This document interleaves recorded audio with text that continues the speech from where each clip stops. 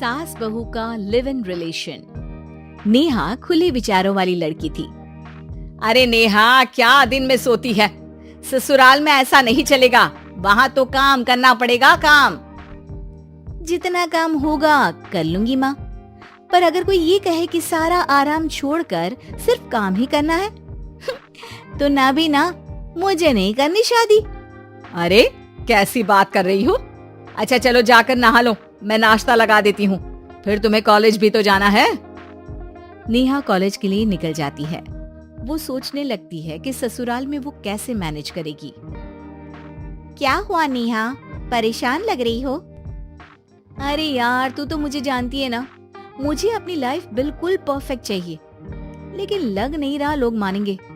यार कहीं मेरी शादी ऐसे घर ना हो जाए जहाँ मेरी जिंदगी ही नरक हो जाए।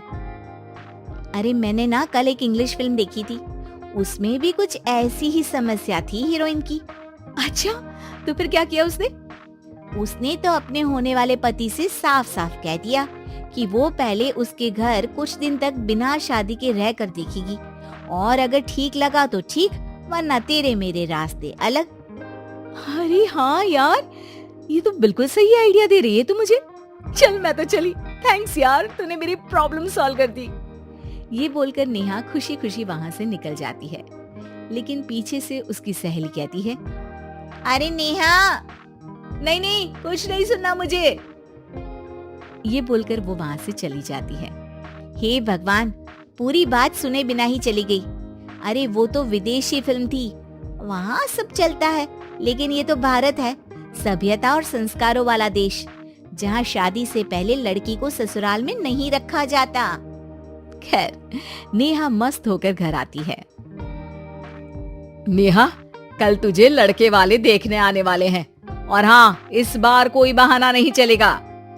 हाँ हाँ, आने दो आने दो, मैं तैयार हूँ शादी के लिए। अगले दिन लड़के वाले आते हैं, जहाँ लड़का कहता है, मुझे अकेले में लड़की से कुछ पूछना है। हाँ हाँ, क्यों नहीं बेटा, जाओ नेहा, घर तो दिखा दो इन्हें। नेहा भी खुश हो जाती है कि उसे मौका मिल गया है लड़के से अपनी शर्त रखने का। देखो, मुझे ना शादी से बहुत डर लगता है, पता नहीं कैसी लड़की आए, तालमेल बना पाए कि नहीं मेरे परिवार से। मैंने कई घरों में रोज का क्लेश होते देखा है। तुमने तो मेरे दिल की बात कर दी। मैं भी यही सोच रही थी कि भाई सास तो अच्छी होनी चाहिए, पति सपोर्ट करे ना करे, रहना तो पूरे दिन सास के साथ है। लेकिन मेरे पास ना इसके लिए एक बहुत अच्छा आइडिया है। अच्छा, कैसा आइडिया? क्यों ना शादी के पहले मैं कुछ दिनों तक तुम्हारे घर आकर रह लूं, तुम लोग मुझे समझ लेना, मैं तुम लोगों को समझ लूंगी, ठीक लगा तो शादी, वरना टाटा बाय बाय। क्यों? लड़के को नेहा की बात में दम लगता है। वो घर के सभी लोगों के सामने नेहा की बात रखता है। अरे पागल हो गई है क्या? ये कैसी शर्त है? अरे शादी से पहले मैं क्यों तुझे किसी और के घर भेजूंगी रहने? अरे लड़की के ख्याल तो 20 साल आगे के हैं, इतनी भी खुले विचारों वाली लड़की नहीं चाहिए हमें। अरे माँ, क्या बुरा और गलत बोल रही है ये? रहना तो हम दोनों का है ना, कल को कोई परेशानी आई तो तुम सब तो ये बोलकर निकल जाओगे कि जिंदगी तुम लोगों को ही निभानी है, तुम लोगों को जो करना है करो। तब क्या करूंगा बताओ? सबके समझाने पर वो लोग मान जाते हैं। वाह, मैं 2-3 दिनों में पैकिंग कर लूंगी, तो आकर मुझे ले जाना। और नेहा पहुंच जाती है विशाल के घर। आओ आओ, ये रहा तुम्हारा कमरा। इस घर में तुम एज अ गेस्ट रहो, लेकिन माँ तुम्हें बहू की तरह ही ट्रीट करेंगी, और तुम भी उन्हें सास की तरह ही रखना। बस फिर क्या था, शुरू हो जाता है लिव इन सास बहू का ड्रामा। अरे चाय तो बना दे बहू। जी सासू माँ, अभी लाई। नेहा चाय लेकर आती है कि बस चाय लेकर आई हो, इसके साथ पकोड़े भी ले आती। लेकिन आपने तो बताया ही नहीं कि आपको चाय के साथ पकोड़े भी चाहिए। हाँ हाँ, अब तो पता चल गया ना। रात को खाना खाने के बाद नेहा किचन में खटर पटर कर रही होती है। क्या हो रहा है वहाँ नेहा? माँ जी, मैं ना रात को अदरक वाली चाय पीकर सोती हूँ, ये मेरी आदत है। अच्छा, तो जरा मेरे लिए भी बना देना।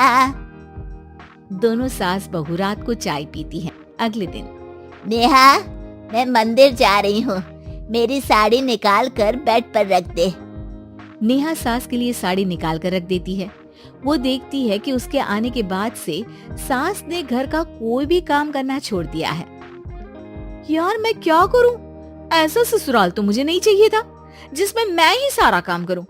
मैं तो ऐसा घर चाहती हूँ जहाँ सास और बहू दोनों मिलकर किचन में काम करें।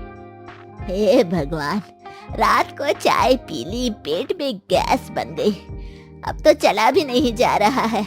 मुझे तो ऐसी बहू चाहिए जो हेल्थ के प्रति कॉन्शियस हो, क्योंकि वो ठीक रहेगी तभी तो मैं ठीक रहूंगी।